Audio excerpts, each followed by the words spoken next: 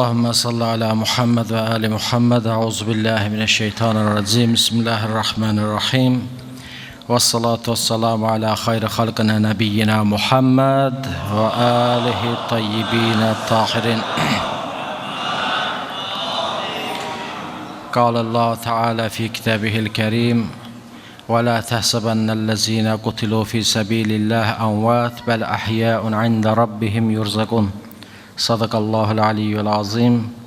Əziz və dəyərli möminlər, hər birinizi bu mübarək cümə günü münasibəti ilə təbrik edirəm. Allah Teala bu günün bərəkətin, xeyrin hər birinizin üzərinizə etsin inşallah. Allah Teala mübarək kitabında daim ölüm və həyat haqqında danışır.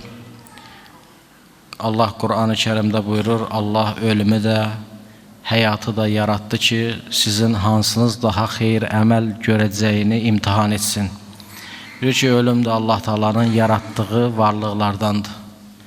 Həyat necə Allah xəlq edib, ölümü də Allah o cür xəlq edib. Onun üçün Allah Taala Kur'an-ı Kerimdə buyurur, kulli nəfsin zaiqətul maut, summa ileynə turcaun. Hər bir kəs, hər bir nəfs ölümü dadacaq, sonda bizim huzurumuza dönəcək. Allah Teala Kur'an-ı Kerimdə hər kəsin ölümü dadacağı, yəni ölümün dadını, ləzzətini biləcəyin qeyd edir. Digər bir ayədə Nisa surəsinin 78-ci ayəsində Allah Teala buyurur, Eynəmə təkunu yudrikkumul maut və ləv kuntum fi burucin müşəyyədə. Ey insanlar, harda olursunuzsa olun, hətta möhkəm qalaların içərisində olsanız belə ölüm sizi haqlayacaq. Cümə surəsində biz hər dəfə Cümə surəsi oxuyuruq cümə günləri. Allah Teala orada da buyurur, İnnəl mevtəl-ləzi təfirrunə minh fə innəhu mulaqikum. Həqiqətən ey insanlar, o ölüm ki siz ondan qaçırsınız, o sizi haqlayacaq. Sonda aşkarı da, gizlini də bilən alimin huzuruna aparılacaqsınız. Digər bir ayədə Allah Teala Nəhl surəsinin 61-ci ayəsində buyurur, فَإِذَا جَاءَ أَجَلُهُمْ لَا يَسْتَأْخِرُونَ سَاعَةً وَلَا يَسْتَقْدِمُونَ. Ey insanlar, əcəl çatdıqda nə onu bir saat geri çəkə bilərsiniz, nə bir saat önə apara bilərsiniz. Gör Allah Teala əcəlin, ölüm haqqında Kur'an-ı Kerimdə həddən artıq çox ayətlər var. Allah isə bizlərə buyurur, turiduna aradud dunya vallahu yuridul axirə. Ey insanlar, Allah sizə axirəti istəyir sizin üçün. Siz isə dünyanın ötəri, keçəcək nemətlərini istəyirsiniz. Dünya hər gün, hər səhər açılanda Həzrət Əli əleyhissalam buyurur, deyir, mən əbədiyyət yeri deyiləm, mən müvəqqəti bir məkanam. Əbədi həyat üçün hazırlaşın. Görə alimlər qeyd edir ki, Allah Teala xilqət aləmini elə yaradıb ki, gözəldən daha gözələ gedir. Yaxşıdan daha yaxşıya gedir. Allah Teala görür, insanı xəlq edib, insan yaranış mərhələsinə baxanda görür ki, yaxşıdan daha yaxşıya gedir, amma insan olduğu vaxtda onu dərk eləmir. Amma durub qabağa bir baxanda, nəzər salanda görür ki, həqiqətən yaxşıdan daha yaxşıya, gözəldən daha gözələ, rahatdan daha rahata insan hərəkət edir. Gör ki, insanın yarandığı ilk xilqət aləminə baxsaq, ata sülbündə olanda insan deyir ki, buradan geniş, buradan rahat, buradan gözəl, buradan yaxşı məkan yoxdur. Amma ata sülbündən ana rəhminə gələndə görür ki, o olduğu yer necə dar, necə sıxıcı, necə balaca, necə kiçik yer idi. Ana rəhmi onun üçün, ana bətni onun üçün çox geniş, rahat və gözəl görünür. Ana rəhmindən dünyaya gələndən sonra, dünyada durub fikirləşəndə görür ki, həqiqətən necə də sıxıcı bir yerdəymiş, gəlib bu gözəl, geniş aləmə və burada olanda da təsəvvür edir ki, buradan daha geniş, buradan daha gözəl bir yer yoxdur. Həmçinin ana bətnində olanda da bunu təsəvvür edirdi insan. Bu dünyada da fikirləşir ki, bundan daha gözəl, bundan daha rahat, bundan daha geniş yer yoxdur. Amma bərzəx aləminə gedəndə görür ki, həqiqətən insan o dünya nə qədər də balaca imiş. Bərzəx aləmi o qədər geniş, o qədər gözəl, o qədər zəngindir ki, bərzəx aləmində olanda da bu dünyanın nə qədər kiçik olduğunu dərk edir. Bərzəx aləmindən isə qiyamət qopandan sonra cənnət və cəhənnəmə gedəndə dərk edir ki, bərzəx aləmi də çox kiçik imiş. Gör ki, insan nə qədər mərhələlər keçir, ata sülbündən ana rəhminə, ana rəhmindən bu dünyaya, bu dünyadan bərzəx həyatına, bərzəx həyatından da ya cənnətə, ya cəhənnəmə. Həqiqət insan keçdiyi mərhələlər daha gözələ doğru gedir. Həzrəti Peyğəmbərimiz buyurur, insan bunu dərk etsə, daim önə getməyə çalışar, qabağa getmək üçün hərəkət edər və ölümdən heç zaman qorxmaz. Ölüm insan üçün əsl həqiqətdə insanın bu sıxıntılı aləmdən qurtulub əbədi geniş aləmə qovuşması üçündür. İnsan həyatında görürük, insanlar var ki, deyir, qiyamət yoxdur. Qiyamət surəsi var Quran-ı Kərimdə. Həzrəti Peyğəmbərimizə deyirdilər, ya Rasulullah, qiyamət yoxdur. Allah Teala qiyamət surəsində ayətlər ardıcıl olaraq bir neçə ayə nazil edir.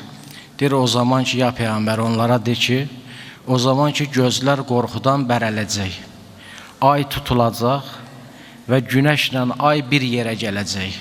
Günəşlə ay bir yerə gələcək və yaxud da günəşlə ay ikisi də məğribdən çıxacaq.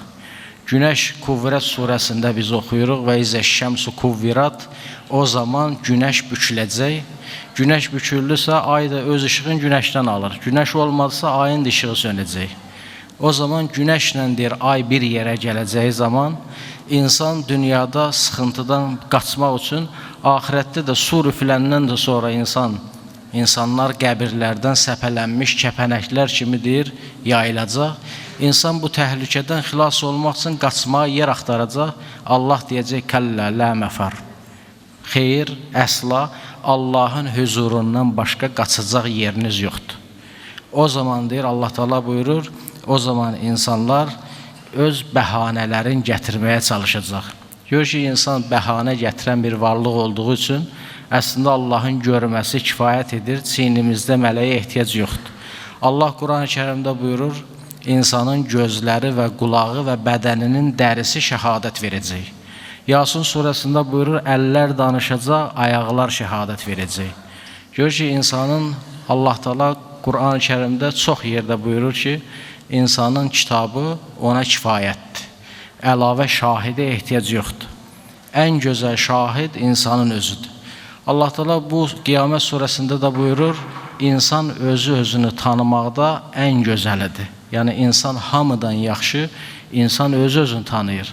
Amma lakin insan nə edir? Bəhanələr gətirmək istəyir. Allah Teala da o bəhanələri qiyamət günü də o qarşımıza qoyacağı kitabı onun üçündür ki, bəhanəmiz olmasın. Əslində Allahın əlavə şahidə ehtiyacı yoxdur. Allah həm şahiddir, həm hakimdir. Lakin qiyamət günü bizim əməl dəftərlərimiz qarşımıza qoyulacaq. Deyəcək, ya veylətənə məli həzəl kitabu la yuğadiru səğirətən və la kəbirətən illə əhsa. Vay olsun bizim halımıza. Bu necə kitabdır? Orada heç nə qaçmayıb. Hər bir şey orada dəqiqliklə yazılıb. Allah deyəcək, oxu kitabı, sənə əlavə şahidə ehtiyac yoxdur. Amma insan, Quran-ı Kərimdə Allah Teala bu ayədə, Qiyamət surəsində buyurur, insan bəhanələr gətirməyə çalışacaq, amma o bəhanələr orada qəbul olunmayacaq.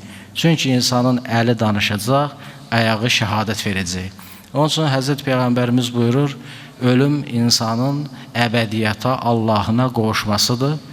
Həyatda insan necə yaşayır? Görürsən ki, həyatın da şərəfli həyat yaşayan insanlar var və yaxud da alçaq bir həyat yaşayan insanlar var. Ölüm də bu cürdür. Şərəfli ölüm var və yaxud da acınacaqlı ölüm var. Ən şərəfli ölüm, bilirik ki, Quran-ı Kərim ən şərəfli ölümü şəhadət adlandırıb. Şəhadət, şəhidlik, ən şərəfli ölüm Quran-ı Kərimin təbiri ilə desək, Allah Teala Peyğəmbərə qadağa edir. Buyurur, وَلَا تَقُلْ لِمَنْ يُقْتَلْ فِي سَبِيلِ اللّٰهِ أَمْوَاتٍ بَلْ أَحْيَاءٌ عِنْدَ رَبِّهِمْ يُرْزَقُونَ.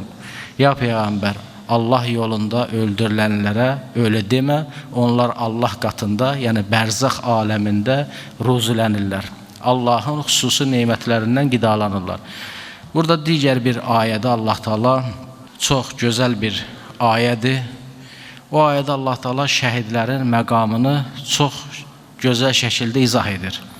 Buyurur: "Və la tahsabannallazina qutilu fi sabilillahi amvat." Ya Peyğəmbər, Allah yolunda, vətən uğrunda, ali dəyərlər uğrunda şəhid olan insana ölü demə. Onlar Allah qatında ruzilənirlər. Allahın onlara öz lütfündən bəxş etdiyi nemətləri gördüklərinə görə sevinirlər və özlərindən sonra gələcək şəhid qardaşlarına müjdə verirlər ki, "Əllə xavfun aleyhim və lahum yahzanun." Sizin üçün nə qorxu var, nə kədər var. Burada qəm, qüssə görməyəcəksiniz. Gör ki, şəhidlər elə bir ali məqamdır ki, Yasin surəsində də Həbib Nəccar haqqında Allah Taala buyurur. Deyir ki, kaş ki qavmım biləydi. Ya leytə qavmi ya'lemun bima ğafara li rabbi və cəaləni minəl mukramin. Kaş ki mənim qavmim biləydi ki, Allah şəhidə hansı məqamı verib və məni bağışlayıb və mənə heç kəsin çata bilmədiyi bir zirvəyə ucaldıb. Həbib Nəccar bunu Yasin surəsində qeyd edir. Bir Uhud döyüşündə tarixdə, İslam tarixində Uhud döyüşündə çox sahabələr şəhid oldu. İslamın, yəni müsəlmanların məğlub olduğu döyüşlərdən biri idi. Uhud döyüşündən sonra sahabələr bir dəstəsi məyus oldu. Birinin oğlu şəhid olmuşdu, birinin qardaşı şəhid olmuşdu, birinin dostu şəhid olmuşdu. Döyüşdən sonra bunlar hər hansı bir nemət içərisinə düşəndə peşmançılıq çəkirdi ki, mənim qardaşım yoxdur. Və ya biri deyirdi ki, kaş ki mənim dostum da burada olaydı. Qənimətlər də bölünəndə dedi ki, onlara pay düşmədi, onlar şəhid oldu, öldü. Allah Taala bu ayəni nazil etdi. Dedi, ya Peyğəmbər, onlara ölü deməyin. Həzrət Peyğəmbərimiz buyurur, Allah Taala Uhud şəhidlərinin ruhuna xitab etdi. Dedi ki, arzunuz nədir, diləyiniz nədir, məndən diləyin. Şəhidlər deyir, Uhud şəhidlərinin ruhları Allaha dedi, ya Rəbbim, bundan böyük dilək arzunlu ola bilər ki, biz buna çatmışıq. Allah Taala'nın bu sualına bunlar dedilər ki, bundan böyük bir məqam yoxdur ki, biz buna çatmışıq. Amma əgər bizə icazə versən, bir arzumuz vardı. O nə arzudur? Dedilər ki, yenidən dünyaya qayıdıb şəhid olmaqdan başqa ikinci arzumuz yoxdur. Həzrət Peyğəmbərimizə Uhud şəhidləri bu cür cavab verir. Dünyaya qayıdaydıq, yenidən şəhadət məqamına çataydıq. Gör ki, şəhidlik ən böyük zirvədir. Həzrət Əli əleyhissalam mənbərdə söhbət edirdi. Bir cavan yaxınlaşdı, dedi, ya Əli, mənə mücahid öz dinini, öz vətənini, öz torpağını, öz namusunu qoruyan şəxsə mücahid deyilir. Yəni cihad edən, Allah yolunda öz canından keçməyə hazır olan şəxs. Mücahidin fəzilətləri haqqında bizə danış. Həzrət Əli əleyhissalam deyir ki, mən Həzrəti Peyğəmbərimizlə Zat-ı Səlasil döyüşündən qaydanda bu sualı Peyğəmbərə vermişdim. Peyğəmbər buyurdu ki, mücahid niyyət edəndə ki, cihada gedəcəm, hələ niyyət edəndə Allah Taala cəhənnəm atəşinə əmr edər ki, bu şəxsdən uzaq dur.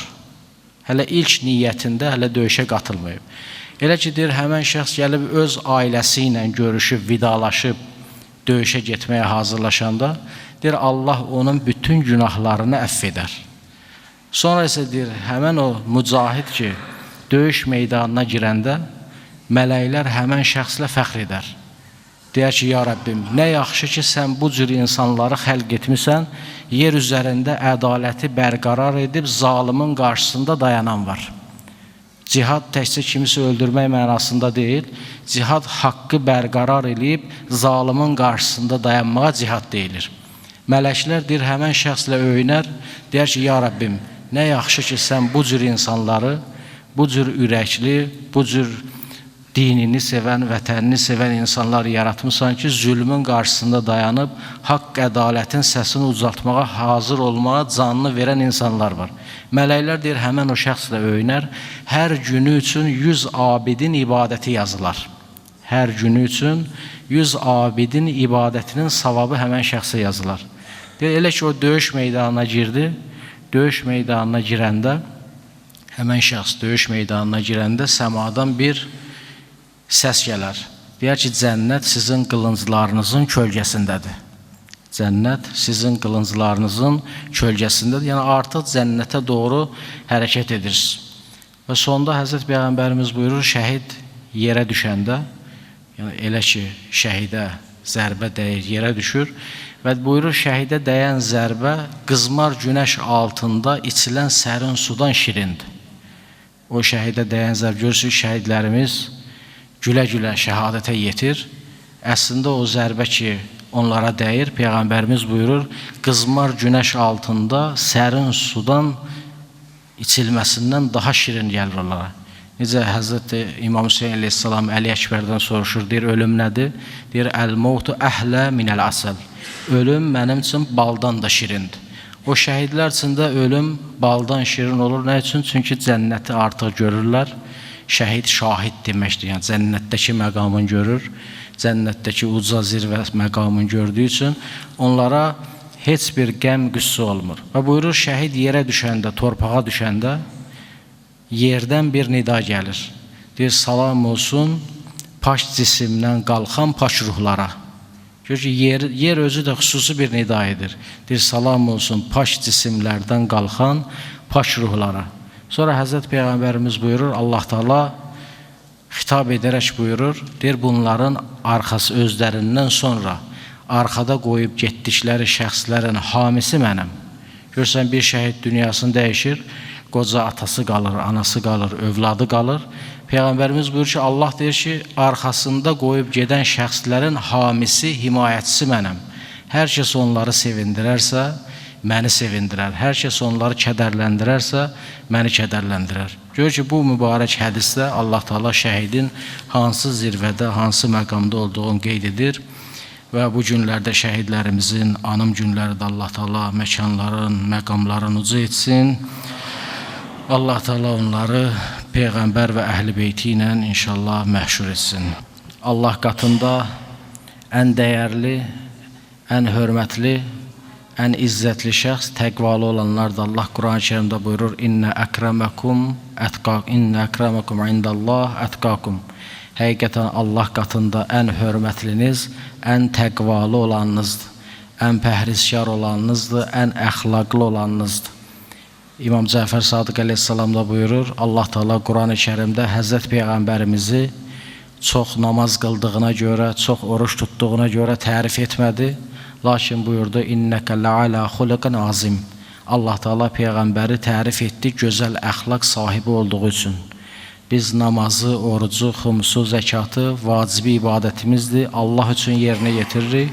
Amma əxlaq isə Allahın yaratdığı qulları ilə davranış qaydalarıdır ki, İnsan Allahın yer üzərində yaratdığı qullarla davranış qaydaları olmazsa, onun qıldığı namazla, tutduğu oruc da Allah qatında qəbul olunmaz. Çünki Allah Taala insanın əxlaqına, əxlaq isə bizim ibadətlərimizi tənzimləyən ən gözəl, ən şərəfli bir əməldir. Qiyamət günü əməl tərəzisində əxlaqdan ağır bir şey olmaz. Həzrət Peyğəmbərimiz iki hədisdə, bir hədisdə buyurur, qiyamət günü əməl tərəzisində la ilahə illallah kəlməsindən ağır heç bir şey ola bilməz. Çünki dedilər, ya Rasulullah, müsəlman nə üçün cəhənnəmdə əbədi qalmayacaq? Biz bilirik ki, cəhənnəm əbədi kafirlər üçündür. Müsəlman cəhənnəmdə əbədi qalmayacaq, çünki Peyğəmbərimiz buyurdu, əməl tərəzisində la ilahə illallah kəlməsini ağırlaya biləcək heç bir şey yoxdur. Ona görə müsəlman cəhənnəmdə əbədi qalmır. Bu la ilahə. İkinci, Həzrət Peyğəmbərimiz buyurur, qiyamət günü əməl tərəzisində əxlaqdan ağır bir şey olmayacaq.